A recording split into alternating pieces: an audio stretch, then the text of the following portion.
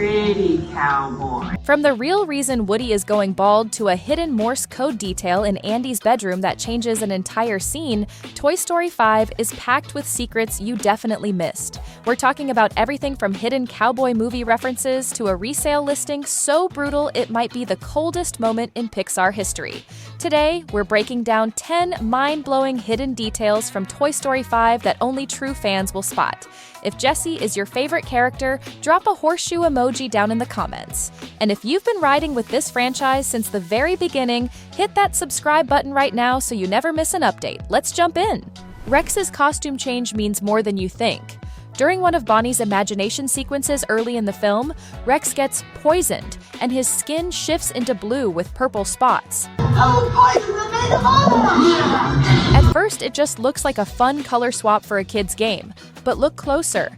That exact pattern is Sully's fur from Monsters, Inc. Pixar didn't pick those colors at random. They reused a design that's been sitting in their archive for over 20 years and slipped it into a throwaway gag most viewers would blink past in half a second. It's a tiny moment, but it's the kind of detail that rewards the people who actually pause the frame. But that wasn't the only name Pixar buried in this movie. If you've seen the new film, you probably noticed something feels slightly off about Woody. His hat is still there, but his hair paint is fading. The back of his head is looking a little bare, and somehow, he appears to have developed a small belly, which is strange, because he's a toy. Here's the fan theory that actually makes sense of it. In Toy Story 4, Woody gives away his voice box to save Forky. That voice box took up space inside his body. With it gone, the stuffing inside him had nothing to sit against. So over time, gravity did its thing and everything shifted downward. The result? A slightly rounder, slightly balder Woody, who looks like he's been through a lot, because he has. There's a song in this movie you never actually hear, and that's exactly the point. Longtime fans know When She Loved Me, the song from Toy Story 2 that plays while Jessie relives being left behind by Emily. When somebody loved me, everything was beautiful. It's one of the most devastating musical moments in Pixar history. In Toy Story 5, the instrumental version of that same song returns as a quiet, recurring motif. This way, you'll never lose me, Jessie. No lyrics, no dramatic swell, just the melody, weaving through scenes as Jessie's oldest wound slowly starts to heal. If you know the original song, hearing it stripped down like this hits differently, because this time it's not underscoring abandonment, it's underscoring the opposite. Rumors suggest fans on forums picked up on this almost immediately after release, pointing out that the instrumental placement seems deliberate rather than coincidental, though Pixar hasn't broken down the exact scene-by-scene usage themselves. For years, fans were convinced that Jessie's original owner Emily was actually Andy's mom. It was one of the most popular theories in the entire fandom. Toy Story 5 just killed it completely. Jessie returns to Emily's home in this film, and we already know her name, because it's written inside Jessie's boot. But the moment that hits hardest comes when Jessie finds a tree she and Emily used to play near. Carved into the bark are 4 words: Jessie was here. At first she thinks that message was left for her. It wasn't. Emily grew up, had a daughter of her own, and named her Jessie, after the toy she never forgot, which officially closes the door on the Andy's mom theory. Andy only has one sister, Molly. Emily doesn't fit, the theory is gone. But one question is still wide open. Who was Woody's original owner? The movie hasn't answered that yet.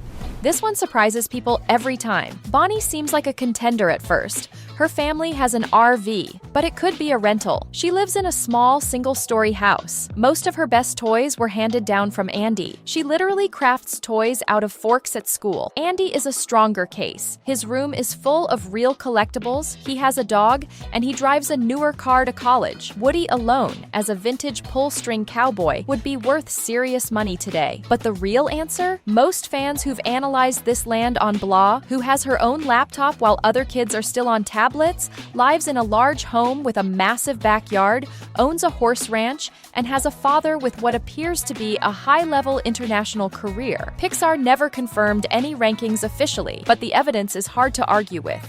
Pixar hid their next movie inside this one, and it's been building for longer than you'd expect. Following a tradition that goes back years, Pixar tucks Easter eggs for upcoming projects into their current releases. Toy Story 5 does this for Gatto, their 2027 film. What's wild is that the tease didn't even start with this movie. It reportedly started earlier this year in Hoppers, where a quick background shot planted the groundwork before Toy Story 5 ever hit theaters. It's speculated that more Gatto references are scattered throughout Lilypad's internet browsing scenes, since her screen gives Pixar an easy excuse to flash images from other projects without breaking the story. Yikes! Wow, really old. Fun! And this one is genuinely brutal if you catch it. When Lilypad looks Jessie up online, she pulls up a resale listing. Jessie has 0 bids. She's tagged only as a vintage cowgirl doll. No name, no history, just a category and a price nobody's willing to pay. It's on screen for a few seconds, easy to miss if you're not watching the background carefully, but it might be one of the coldest, most quietly devastating details in the entire franchise. A character with almost 30 years of emotional history, reduced to 4 words on a screen. But that detail isn't the only callback buried in the tech side of this story. Rex gets frustrated when he loses at video games, and he's very specific about why. But look at my little arms! I can't press the fire button and jump at the same time! His tiny arms have been the source of his anxiety throughout the entire franchise. He can't cover his own eyes when he's scared. He can't reach things he needs to reach. They're a constant reminder of his limitations. So when Woody introduces Forky to the group, what's the very first thing Rex notices? Look how long his arms are! Forky's arms. Long, extended, pipe cleaner arms. And Rex points them out immediately, because they represent the one thing he's always wished he had. It's a blink and you miss it moment, but it's completely in character. There's a Bambi needle drop hiding in the background. When the Buzz Lightyear army crosses paths with deer and rabbits in the woods, the score shifts into Love is a Song. The opening theme from Bambi, released all the way back in 1942. Love is a song that never ends. Blink and you'll miss it, but it's there, playing under a scene that has nothing to do with Bambi on the surface, connecting 2 Disney classics that are otherwise decades and franchises apart. When Woody, Bo, and Buzz reunite on the rooftop in Toy Story 4, Bo hugs Buzz and says, My old moving buddy! Most people hear that as Bo calling Buzz her new partner. That's not what it is. Go back to the original Toy Story. Right after Buzz makes his incredible gliding landing across Andy's room, Bo smiles and says, I found my moving buddy. She's repeating the exact same line from the exact same moment years later. It's not about replacing Woody. It's a quiet callback that only longtime fans would even recognize, and most people miss it completely every single time. Woody's new look is a straight-up Western movie reference. If you noticed Woody wearing a poncho for the first time in this film, that's not just a wardrobe refresh. It's a direct nod to Clint Eastwood's Man with No Name, the stoic gunslinger from Sergio Leone's Dollars trilogy in the 1960s. Woody has always leaned into the classic cowboy archetype, but this is Pixar making that influence explicit, dressing their most iconic toy like one of the most iconic figures in Western film history. Did you know Liliad might have left Bonnie for a much deeper reason? At first, it looks like Liliad simply gave up on her. When she realized she wasn't making Bonnie happier, she quietly climbed back into the box and acted like she had been taken away. But why would she do that? Here's a possible explanation. Liliad's only purpose was to bring happiness into Bonnie's life. She wanted to help Bonnie connect with new friends and create new memories. But then she noticed something important. Even though Bonnie was spending time with other kids, she didn't seem truly happy. The biggest smiles came when Bonnie was playing with the toys she already loved. So, Liliad made a painful decision. She stepped away because she believed Bonnie didn't need her anymore. She thought Bonnie would be happier with the toys that already brought her joy. It wasn't because Liliad stopped caring. It was because she cared enough to put Bonnie's happiness before her own. But what do you think? Did Liliad make the right choice? And this is the detail longtime fans have been waiting almost 30 years for without even knowing it. Deep in the film, Jessie ends up back at the property that once belonged to Emily, her very first owner from Toy Story 2.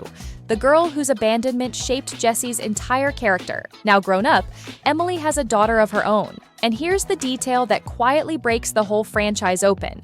That daughter is named Jessie. It's been said that this single choice recontextualizes everything Jessie thought she knew about being left behind. She spent years believing Emily simply moved on and forgot her. Instead, Emily carried her memory forward for the rest of her life, literally naming her own child after the toy she once loved. It's not a rumor. It's the film's own emotional core, and it's the kind of detail that turns an already heavy character arc into something even heavier. When Blaze first meets Jessie, she immediately asks her mom, Hey Mom! Where's Phil the cowgirl? with pure excitement. And the case for Blaze as Jessie's best fit is genuinely strong. Her room is clean and organized. Her toys are clearly cared for and loved. Even Bullseye looks comfortable there, but here's the detail that makes it more than just a preference. Blaze lives in the same house that once belonged to Emily, Jessie's very first owner. That house is full of history for Jessie in a way that Bonnie's house never could be. Blaze loves horses, plays cowgirl, and from the moment they met, treated Jessie like she'd been waiting for her. Meanwhile, Bonnie, while she still loves her toys, has gradually shifted toward video games and doesn't always include Jessie the way she used to. Pixar never officially weighed in, but the film makes a quiet argument all on its own. The ending almost went in a completely different direction, and this one isn't a fan theory, it's confirmed. Directors Andrew Stanton and Kenna Harris have said in interviews that early screenings were split on how Lilypad's story should end, with some in the room pushing hard for her to be destroyed by the film's climax. It would have been the clean, obvious villain defeat. Toys win, tech loses, roll credits, but the filmmakers chose not to go that route on purpose. They wanted the film to land on the idea that toys and technology can coexist, instead of turning the whole movie into a simple "screens are evil" message. It's a rare case where we actually know the road not taken, straight from the people who made the call. Right before Andy donates his toys to Bonnie, Woody secretly plants a note inside the box. Andy reads it and immediately decides to drive the toys to Bonnie's house himself instead of just leaving them. The movie never shows us what the note says. For years, fans have been guessing, but here's the detail you had to pause to catch. In the frames just before Andy opens the box, Bonnie's address is visible on that note. Earlier in the film, Woody found Bonnie's address inside her backpack and used it to track down Andy's house. He kept it, and when the moment came, he used it one more time. The note wasn't just emotional, it was a map. The Buzz Lightyear army is chasing something from the very first movie. When the 50 high-tech Buzz Lightyears set out on their journey, they refer to their destination as Star Command. That's not a new invention for this film. It's the same thing the original Buzz believed in back in 1995, before he ever found out he was a toy. Bringing that phrase back decades later with an entire army of Buzzes chasing the same fantasy their predecessor once believed in is Pixar quietly tying the newest characters to the very first film's biggest emotional twist. In the original Toy Story, when Woody asks Sid's toys for help, Babyface crawls out of hiding and starts banging on the table. It sounds like random noise. Most fans never questioned it, but a lot of people now believe Babyface was sending a Morse code message, telling the other toys that Woody was safe and signaling them to come out. And here's what makes it work. Woody understands him immediately. He reacts exactly the right way at exactly the right moment. How would Woody know Morse code? Earlier in the film, if you look carefully at Andy's bedroom wall, there's a Morse code alphabet poster hanging there. Woody had years to learn it, and when the moment came, he used it. There's a joke hiding inside the company that made the villain. Lilypad, the tablet at the center of the entire story, comes from a brand called Eggman Tech. That name isn't random either.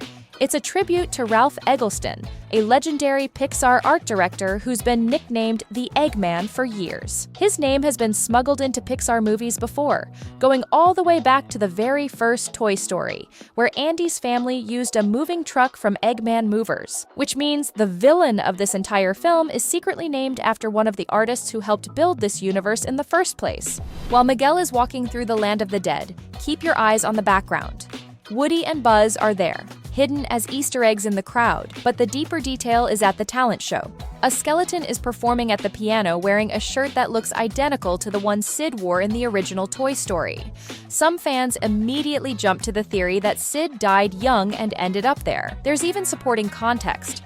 When Sid is collecting trash in Toy Story, he mimics playing drums, suggesting he always had a thing for music and performance. Here's the catch, though. The film never confirms that skeleton is Sid. Similar shirt doesn't equal same character. It's a great Easter egg, but it's not proof. Make of that what you will. And those are 20 mind-blowing hidden details in Toy Story 5 that almost everyone missed. From a secret Sully cameo to hidden Easter eggs that completely redefine the film's emotional arc, Pixar is proving that even 30 years in, they're absolute masters at hiding secrets in plain sight. Now, I have to know, which of these 20 details caught you totally off guard? Drop your favorite one in the comments below. If you enjoyed this breakdown and want to catch the next batch of hidden secrets before anyone else, smash that like button and subscribe right now. There are still so many buried details in this franchise that nobody is talking about yet, and you won't want to miss what we uncover next. See you in the next one.